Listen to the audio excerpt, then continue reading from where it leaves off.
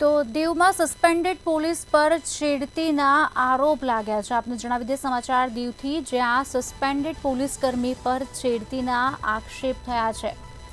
ત્યારે ગુજરાતના suspend police કર્મીએ યુવતીની છેડતી કરી છે। યુવતીનો ચેકપોસ્ટ સુધી પીછો કર્યા બાદ છેડતી કર્યાનો આક્ષેપ કરવામાં આવ્યો છે।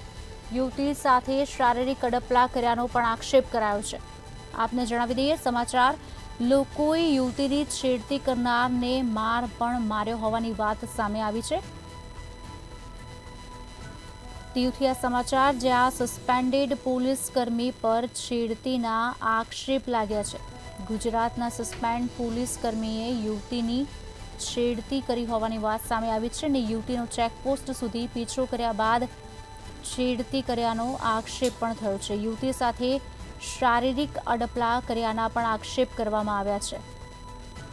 લોકો યુવતીની છેડતી કરનારને માર માર્યો હોવાની વાત સામે આવી છે।